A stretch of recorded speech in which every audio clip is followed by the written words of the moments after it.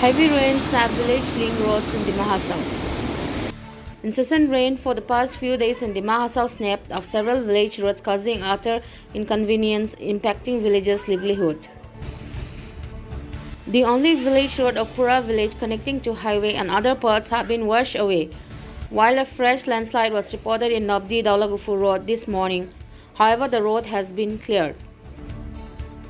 The incessant rain has impacted the livelihood of local farmers who brings the local organic produce for sale in the Haflong market. Today being the weekly market day at Haflong, but farmers from village failed to reach due to roadblocks and incessant rain.